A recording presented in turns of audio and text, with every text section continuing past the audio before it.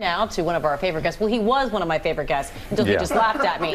Friend of GMA3, former NFL linebacker and author behind the groundbreaking series Uncomfortable Conversations with a Black Man. Yes, Emmanuel Acho in the building now, back to unveil his latest book, Illogical, Saying Yes to a Life Without Limits. Good to have you here. I think she has the first question about superheroes. Yeah, so what does Batman do?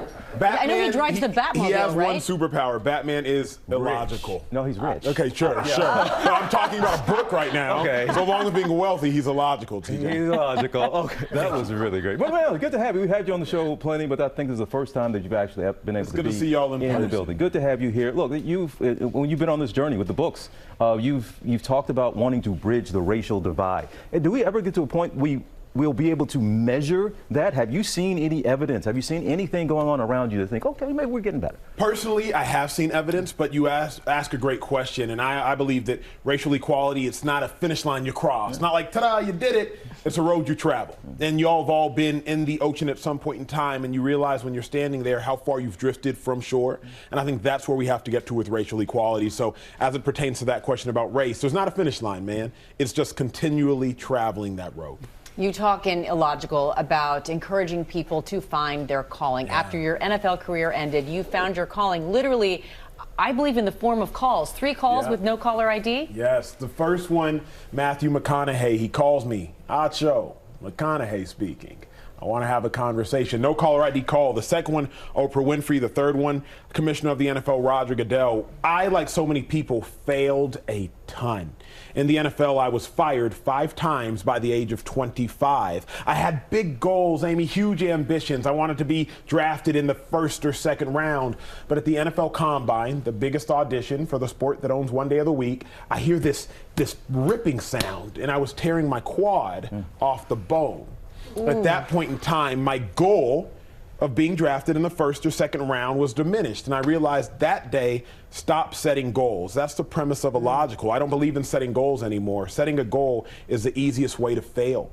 Instead, I say have an objective with no limitations. A goal, TJ, by definition, it's an end towards which energy is aimed. An objective is just energy aimed at a direction. And so now I live at that illogical life, Amy, because I did fail so many times like we all have. But so I'm like, let's be done with failure.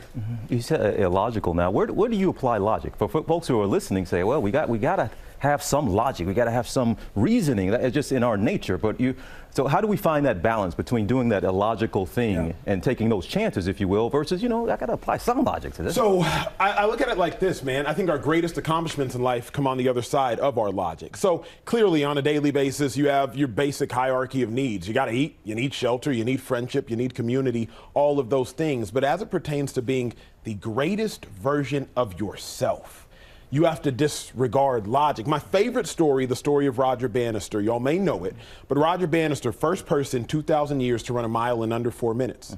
Scientists said it was physically impossible. But on May 6, 1952, Roger Bannister, on a damp day in Oxford, England, he did it. Within the next 2 years, Amy, 10 people ran a mile in under 4 minutes. Why? Because one person believed against logic. So while I think, at times it's great to live within the constraints, the confinements of society, no, the greatest accomplishments in life, from Steve Jobs to Wilbur and Orville Wright with aviation, to Ruby Bridges, who integrated school in Louisiana, to Roger Bannister, man, to you all sitting here. You got to be illogical. Wow. By the way, I love this. Is this art? Look, cover the color of your book? scheme.